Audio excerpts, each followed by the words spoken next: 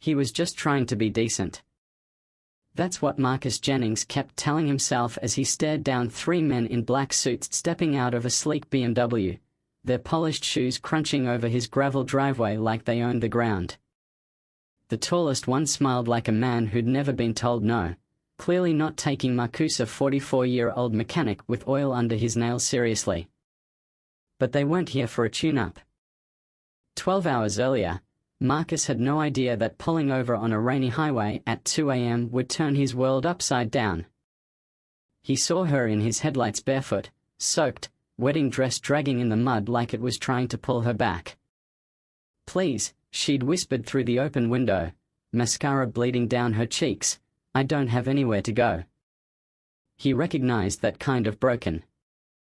Not the kind you can fix with money or apologies. It was the same look he saw in the mirror the day he was let go from the city's biggest repair shop under the thin excuse of downsizing, which just so happened to target every black employee on payroll. Her name was Julia. She told him between shivers and sips of gas station coffee that she'd walked away from her own wedding. Not just from vows and champagne, but from a man who thought he could own her. What she didn't say, what Marcus would only find out later, was that this man, Colin Prescott, wasn't just possessive. He was ruthless. And he wasn't used to losing. Julia fell asleep on the couch that night, completely spent. Marcus sat in his tiny kitchen staring into his coffee, trying to make sense of it. Rich women didn't run barefoot into the night unless they were running from something worse than bad love. He didn't know it yet, but Colin had already sent people. They didn't knock. They walked into Marcus's home like they were collecting a stray dog. "Where's the bride?" one of them asked, smirking. Marcus kept calm. "I don't know what you're talking about." Of course he did. Julia was hiding in the back room. But the disrespect in their tone, the way they said "mechanic" like it was a slow work up a fire he'd kept buried for years. He'd seen that look before from customers who clutched their purses tighter when they saw him, from cops who pulled him over just to ask why he was in this neighborhood. Colin called minutes later, voice smooth as silk, threatening like a loaded gun. "Return my fiancée," he said, "or I'll ruin everything you've built." Marcus didn't respond. He just watched the suits drive away. The next few days were a lesson in destruction. A random police inspection at his shop, clients cancelling last minute, the building's owner suddenly needing him to vacate by the end of the month. And all of it traceable to Prescott Real Estate. Colin wasn't subtly, he was surgical. But Marcus had survived worse. He grew up learning that you don't win by yelling. You win by outlasting. What Colin didn't know was that Julia had proof. Photos of fake permits, bribes, laundered money, screenshots, spreadsheets, voice recordings. The man had bragged about his power, showed off his corruption like jewelry, thinking she'd be too sheltered or too in love to understand. But she kept everything. And now Marcus had it. He reached out to an old friend, Luis Delgado, a journalist known for exposing deep corruption in City Hall. The evidence spoke for itself.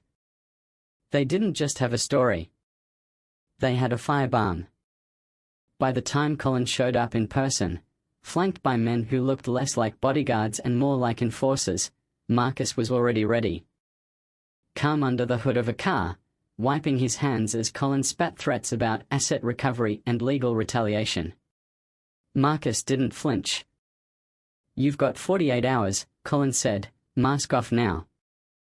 If she's not in my office, accidents can happen. You get me?" Marcus looked him straight in the eye. "Perfectly." Then came the bombshell. "You hear about that meeting with the federal prosecutor yesterday?" Marcus asked casually. Colin blinked. "What?" "You should check your calendar," Marcus said, pulling out his phone. One swipe-in image. Colin, handing an envelope to a city councilman. Captured. Dated. Timestamped.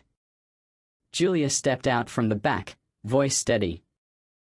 I saw everything you thought you hid. Colin's phone rang. First, a journalist. Then the FBI. Then his own office, panicked accounts frozen, contracts cancelled, lawyers suddenly unavailable. He stammered, insisted it was impossible, swore he'd bury them in lawsuits. But Marcus just handed him a glass of water? You mistook patience for weakness. That was your mistake. By the time federal agents walked him out in handcuffs, the neighbors had gathered. No one cheered. They just watched a man who believed money made him untouchable get touched hard. 6 months later, Marcus opened his second auto shop. Julia, now his business partner and wife, managed the books. Lewis's article didn't just take down Colin, it exposed a whole network of intimidation aimed at small black businesses. Even the detective who once raided Marcus's shop came by to apologize. But Marcus didn't need apologies. He just needed space to build. And he did. Someone once told him, the best revenge is surviving so well, they can't stand to look at you. Marcus didn't just survive. He thrived.